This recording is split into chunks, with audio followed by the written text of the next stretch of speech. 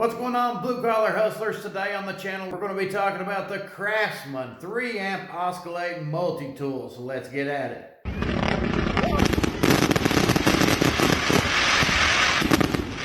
If you're someone who's been interested in buying an oscillating tool of some sort and you've been eyeballing the Craftsman, we're going to go over some of the basics here today, and I can tell you my thoughts and opinions on this product based off some real world experience. First things first, this is not the most expensive oscillating tool on the market. It's also not the cheapest. The price point here is between $68 to $90 depending on where you pick it up at. It does come with a 3-year limited warranty. As you can imagine, it did come in a tool bag, so it's nice. You can keep everything stored inside that bag, pick it up, take it to work with you on the go. A lot of people who buy tools like this are in the trades and they're on the go at any given time. Your plumbers, carpenters, you're remodeling something. I mean, it can be used in a variety of different circumstances. Originally come with a sanding accessory, sandpaper, blades for wood cutting or wood and metal cutting, and an owner's manual. I've heard a lot of people online complain because they said they ain't got a manual for this. You do got a manual with it. It does come with the kit. The design of this oscillating multi-tool is compatible with the Craftsman VersaTrack system. Why, it's got this little hanging loop right here where you can easily hook this thing up to the storage system and go. It is made with a universal tool-free accessory. All you got to do is to press this little lever right here and you can easily adjust, exchange, or remove those blades pretty quick. As you can see, the lever's on the bottom of the tool. You just reach down with your fingers, press it in,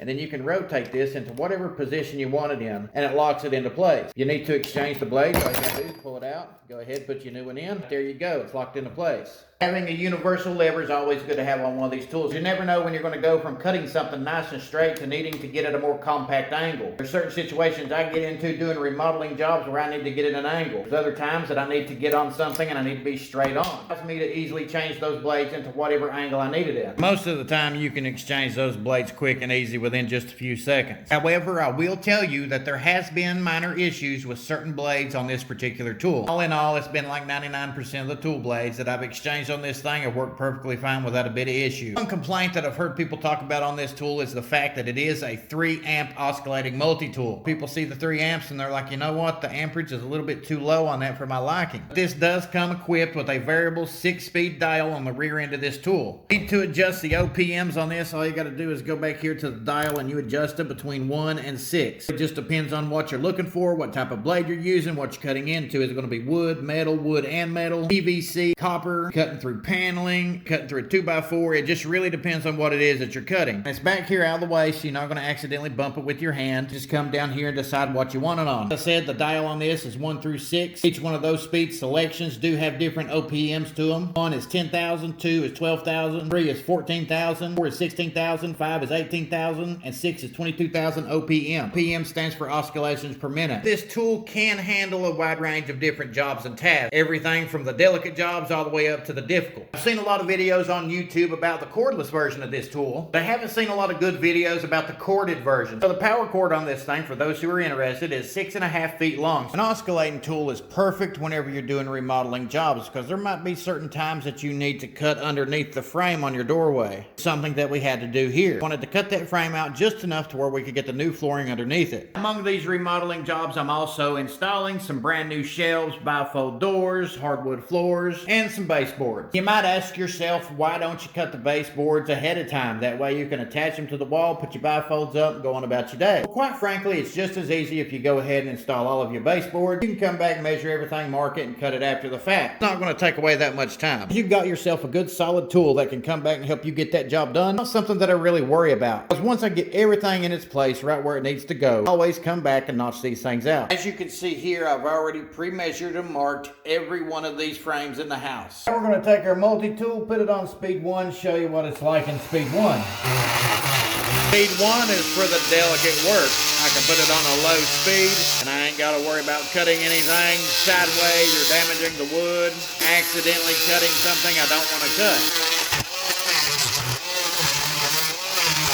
That was on speed 1. It wasn't going to cut all the way through there. It would if I wanted to take my time and do that. Speed 1, I did a really good job. I was able to make them cuts with one hand. I went straight down the lines that I marked on the side of the baseboard. It vibrated all over the place. I didn't nick any of the exterior wood to make it look bad. Also, go ahead and cut right up along the seam right here. Whenever I'm ready to cut through this, all I got to do is put it on a higher speed, use both hands, and I can easily cut out and notch each and every one of these baseboards throughout the entire apartment. The variable speed definitely comes in handy because I can set this thing on the lowest speed. I can go ahead and make those precision cuts without screwing anything up. Making those pre-cuts like this is going to be like guidelines to cut it out nice and perfect.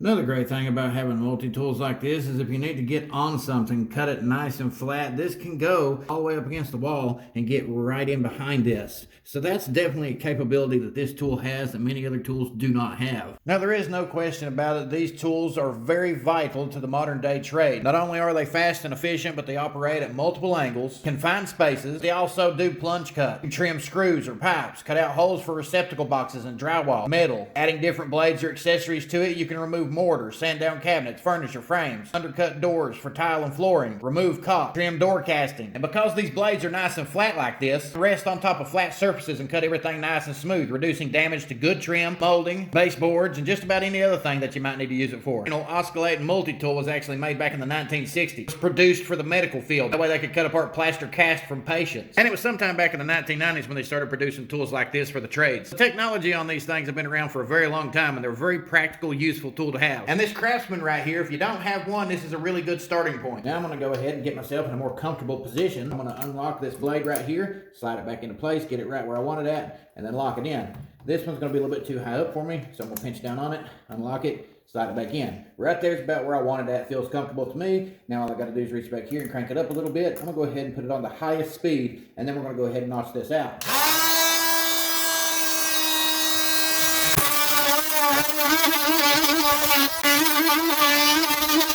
Turn it back down to speed 1.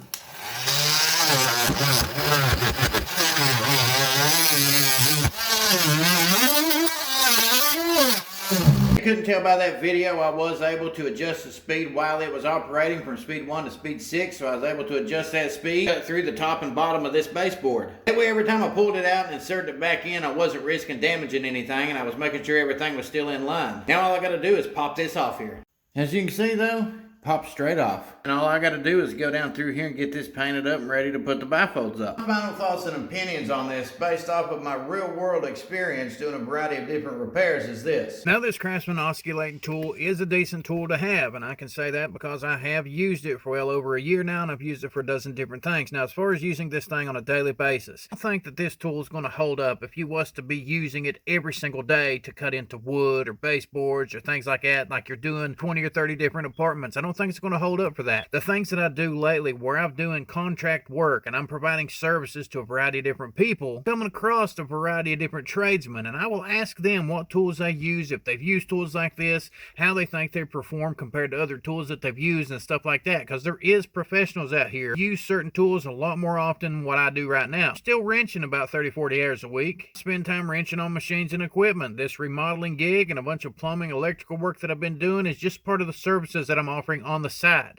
I'm trying to gather up more experience, get more customers, and start doing my own thing and provide my own service. For me to do that, I just got to kind of take these jobs whenever I get them and go mingle with other people, meet other tradesmen, and kind of jump from one thing to the next and work with people along the way. Since I am doing this sort of work, it's in my best interest and yours for me to talk to these guys along the way. Kind of talk to them about the tools that they're using, how often they use them, how do they like the tools they're using. That way it kind of helps me relay this information to you guys. I tell you, I know some guys who work 24 hours a day, 7 days a week. All they do is hang cabinets and flooring and baseboard, and they do it like non-stop. Every single day, they're in somebody's house, an apartment building, they're somewhere doing something using these tools. Basically told me, they said, listen, Backwoods, it don't matter what kind of tool it is, what kind of name brand it is. They all burn up in the end because of how we use them. Some do last longer than others, just depends on what kind it is. They said that the Rockwell Sonicrafter, that thing lasts pretty good while. They could use it non-stop, 24 hours a day, 7 days a week, and it'll probably burn up in between 8 months to a year. Best one out there if you're going to buy one is going to be the name brand Fiend. I've had it originally. It got stolen from me last year, and I decided I wasn't going to buy it back. Hey, purchasing the new name brand stuff, you know, I want to spend money on better quality tools in other areas until I get to a point where I absolutely need to buy that name brand again. Until then, I figured I would try out this Craftsman, and it served my purpose for the type of stuff that I'm doing.